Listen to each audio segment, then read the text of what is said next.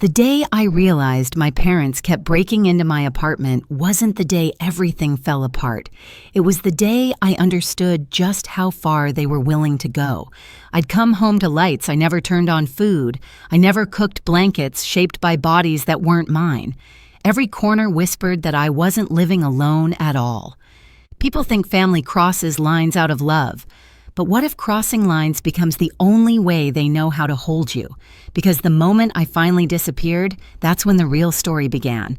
I wasn't always this cautious. There was a time I believed boundaries were simple. You draw a line, people respect it. But in my family, a line was just something to step over. Maybe that's why at 29 I still flinched when my phone lit up with my mother's name, or when my father's voice slipped into that soft, guilt-laced tone he used whenever he wanted something quietly surrendered. Growing up, privacy was a fantasy I watched other kids enjoy. My bedroom door might as well have been made of glass. Mom Evelyn walked in whenever she pleased, sometimes humming, sometimes silent, always searching. She'd pick up notebooks, skim pages, ask questions masked as concern. "You hide too much," she'd say, though she never stopped to consider why I felt the need to hide at all. Dad Thomas never interfered. He'd shrug, mutter something about keeping the peace, then let her keep going. Meanwhile, my younger sister Liana lived like royalty in a kingdom built from exceptions. Her room was off limits. Her mess was called creativity. Her mistakes were phases. Mine were warnings. Ours was a house with two sets of rules, one lenient, one suffocating, and I grew up knowing exactly which set belonged to me. So when I finally moved out into a one-bedroom apartment overlooking the Denver skyline, I thought I'd crossed some invisible threshold into adulthood.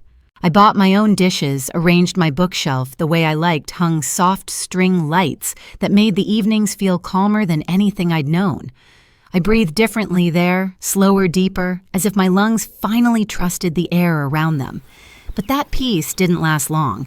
The first time Mom let herself in, she acted like it was a surprise visit, carrying groceries she never asked if I wanted. She put on an apron she pulled from her purse, and started cooking like she'd been waiting all week for the chance. Dad settled onto my couch, claiming he just wanted to see the view, though his eyes kept drifting to my mail on the counter. I told myself it was a misunderstanding, an overstep she'd correct once I explained. But explaining to my mother had never changed anything before. It didn't now. Then came the smaller violations. Containers moved. Clothes I hadn't worn in months, suddenly in the laundry basket. A faint imprint on my pillow. Liana borrowing my sweater without asking. My laptop screen left open to tabs I didn't recognize. Each incident was small enough to excuse, but together they felt like a tide rising under my feet. I knew the pattern. I'd lived it before. And just like when I was a teenager, my mother called it love. My father called it protection. And I was supposed to call it normal. Except this time, it wasn't their house. It was mine. And deep down, I already sensed something I wasn't brave enough to admit yet. If I didn't stop them soon, they'd take this place from me too. One unlocked door, one excuse, one intrusion at a time. The shift didn't happen all at once. It was slow, quiet, like a draft slipping through a window you thought was sealed. I'd come home from work and notice something barely off a cabinet left open. Spices rearranged, my folded towels suddenly stacked edge out instead of edge in. Harmless things, easy to dismiss. But that's how my mother worked. Not with storms, but with breezes that eventually became winds strong enough to push you back into place. One Thursday evening, I returned to find my refrigerator reorganized the way she used to do it at home, produce on-top proteins in the middle temptation foods tucked behind everything else. The frozen meals I bought for busy weeks were gone. In their place sat jars of her soups, her dressings, her preferences, a curated life, hers not mine. I stood there with the cold air spilling out, realizing I wasn't imagining any of this. I was being managed. Then there was Liana. She treated my apartment like a bonus level in a video game she already owned. I'd catch traces of her everywhere, mascara smudges near my mirror, half-finished iced coffee cups in my sink clothes tossed over the back of my chair. When I confronted her, she'd laugh it off. "Relax, Riley. You act like I'm a stranger." She always said it like I was unreasonable, like the problem wasn't her crossing lines, but me wanting them respected. But the moment that snapped the last thread of denial came 2 weeks later. I walked in after a long day, hoping for silence, only to find my laptop open on the coffee table. Pages of notes I hadn't written sat on the screen, searches I didn't make, windows I didn't open. And then, as if to leave proof, one of my project drafts sat half-clicked, as though someone had started reading but got bored halfway through. My chest tightened. I called my mom. She picked up immediately. "Oh, sweetheart, don't be dramatic," she said when I asked if she'd been there. "Your landlord let me in. I told him you hadn't been answering me and I was worried." "Honestly, you should be grateful someone's looking out for you." Something inside me iced over. "Mom," I whispered, "you lied to get into my home." "That's not lying. It's concern. You work too hard. You isolate. You need support." Support. That word felt like a trap closing. After we hung up, I sat on the floor, back against the couch, letting the weight of everything settle. Every memory from childhood, the open journals, the monitored texts, the tracked locations flooded back in one suffocating wave. This wasn't new. This was the same pattern, revived and emboldened. The next morning, I couldn't focus at work. I booked a therapy session during lunch. My therapist listened, then leaned forward and said gently, "Riley, this isn't concern. It's enmeshment. These aren't accidents. They're boundary violations." It was the first time someone named what I'd been too scared to articulate. "Your home isn't safe," she added softly. "Not emotionally, not psychologically. You need distance they can't override." I walked out into the cold Denver air with one thought repeating like a heartbeat. If I stay here, they'll never stop. Once the truth settled, the kind of truth that doesn't knock but barges straight through your chest, I knew staying meant surrendering. My therapist's words kept echoing. You need distance they can't override. She didn't mean a conversation or a firmer tone or another doomed attempt at setting boundaries. She meant escape. Real, physical, trace-proof distance. So I did something I never imagined doing. I sat at my tiny kitchen table, opened my laptop, and typed 4 words into the search bar: secure apartment buildings, Denver. Scrolling through listings, I realized how small my world had been. I had spent years believing privacy was a privilege other people got to enjoy. But that night, for the first time, privacy felt like something I could choose. I found a building downtown, keycard access, staffed lobby cameras in every hallway, elevators that required authorization just to move. A place where no one could charm their way inside, not even my mother. I scheduled a tour for the next morning. The moment I stepped into the lobby, I knew. The warm lighting, the quiet hum of air vents, the polished floors reflecting the city lights. It felt like a place built for people who needed walls as much as they needed air. The leasing agent showed me a corner unit with tall windows and a locked balcony. I stood there, imagining a silence that belonged solely to me. I signed the lease before my fear could talk me out of it. The move had to happen in secret. No chance for my mother to guilt me, no space for Liana to turn it into a spectacle. Just action. Clean, irreversible action. Mara and Jonah offered to help the moment I told them, showing up after midnight with hoodies and gloves like we were planning a heist. "Tell me again why we're whispering," Jonah murmured as we taped boxes. "Because if they show up," I whispered back, "I won't be able to leave." We packed everything, clothes, books, kitchenware, quietly, methodically. I left behind anything that felt too recognizable. Mugs my mom bought for my own good sweaters, Liana claimed were hers, until she felt generous. Frames Dad insisted I hang to make the place feel like home. I wanted nothing they could claim. At 2 a.m, the moving truck rumbled softly outside. We loaded my life in the dark, each trip down the hallway feeling like a countdown. When the truck pulled away, I locked the door one last time and slid the emergency key my mother once waved like a badge into an envelope addressed to the landlord. No explanation. No forwarding address. At the new building, the night staff checked my ID, handed me a sleek black key card, and welcomed me by name. That small gesture felt like a quiet revolution. As I stepped into my new apartment, the door clicking shut behind me, one line formed sharply in my mind, so I moved without telling them. Not out of spite, not out of rebellion, but because disappearing was the only way to finally become visible to myself. For the first 3 days in my new apartment, I kept my phone on silent and turned face down. I let the world shrink to the steady hum of the building, the soft echo of my footsteps on hardwood floors, the unfamiliar comfort of knowing every sound inside these walls came from me and only me. I slept without jolting awake. I cooked without wondering who would rearrange my ingredients when I wasn't looking. It felt like oxygen I hadn't breathed in years. But peace in my family never lasted long. On the morning of day 4, I finally flipped my phone over. The screen lit up like a warning flare, dozens of missed calls, frantic texts, voicemails stacked with timestamps only minutes apart. My mother, my father, Liana. Even numbers I didn't recognize, likely neighbors from my old building. Riley answer immediately. "This isn't funny. Where are you? We're coming. Call us. Right now." And then Liana's post on social media. "My sister is missing. Please pray she comes home." Missing. The irony almost made me laugh.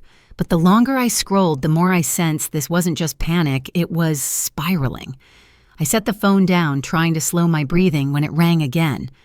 Unknown number. Something told me to pick up. "Is this Riley Morgan?" a calm voice asked. "Yes, this is Officer Ramirez with the Denver Police Department. Are you safe at the moment?" My stomach dropped, but my voice stayed steady. "I am. I'm calling because members of your family were involved in an incident at your former residence. We need you to come down to the station to verify a few details." I closed my eyes, exhaling slowly. "What happened? They attempted to enter your old apartment," she said carefully. "The tenants inside believed it was a break-in."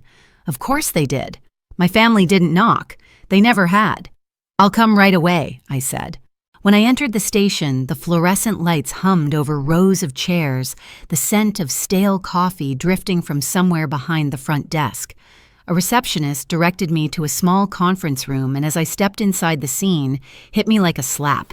My mother sat at the table, mascara-smudged, tears streaking her cheeks in uneven lines.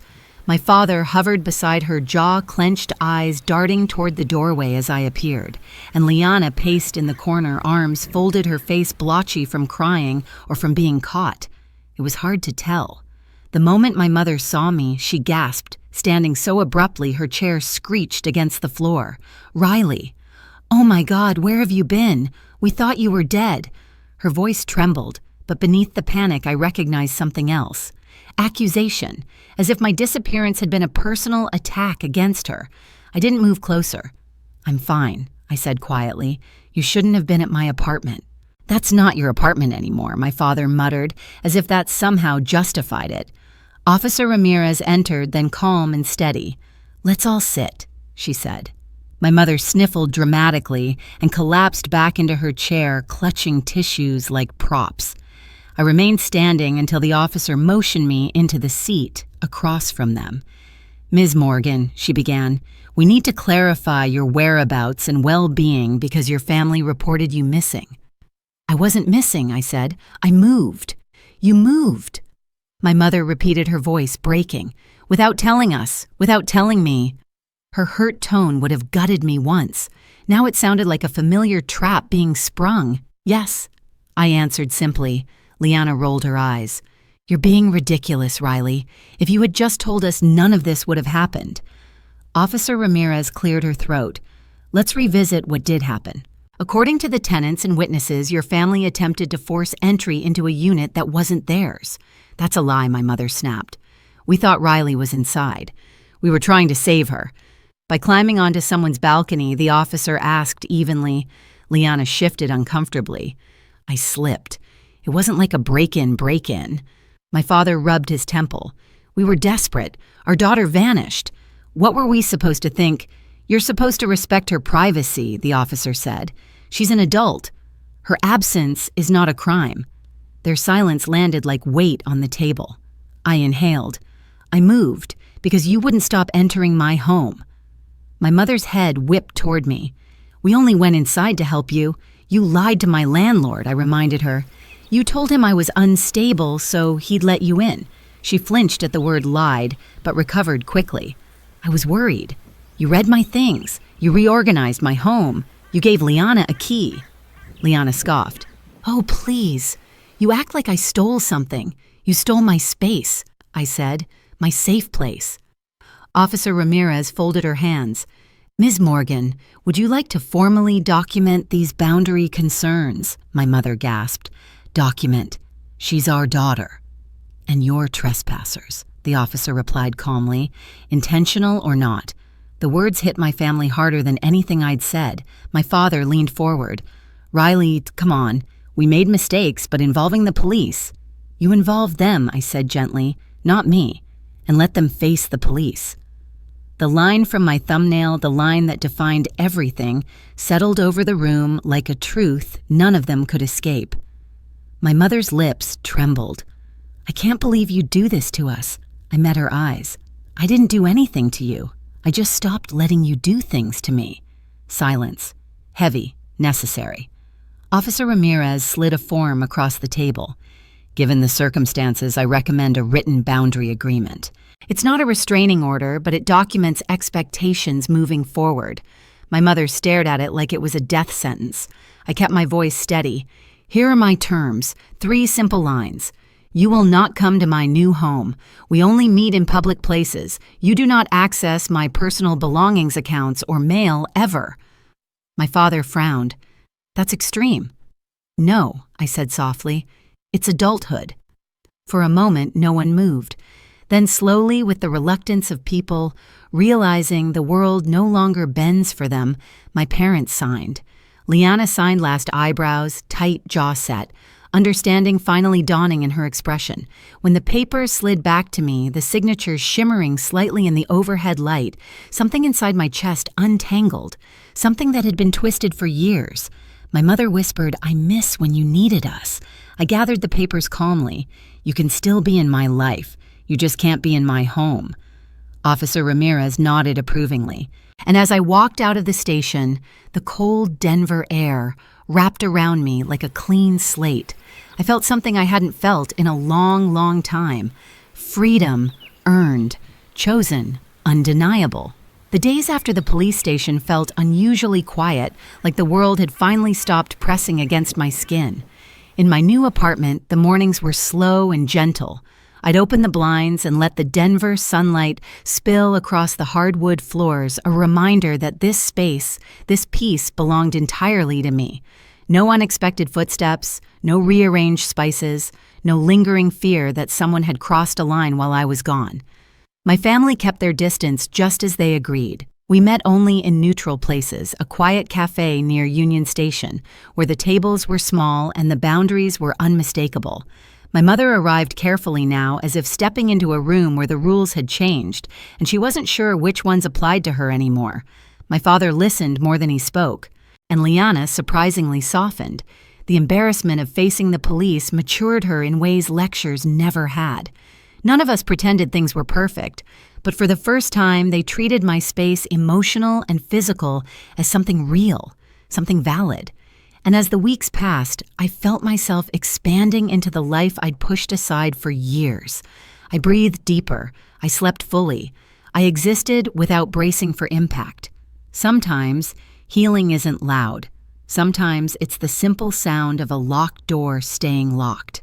Looking back, leaving wasn't the punishment they always assumed it was. It was the first time I chose myself without apology. My family still exists in my life, just at a distance that finally lets me breathe. And if you've ever had to fight for your own space, for the right to feel safe in the place you call home, you're not alone. Share your story in the comments and subscribe if you want more stories like this.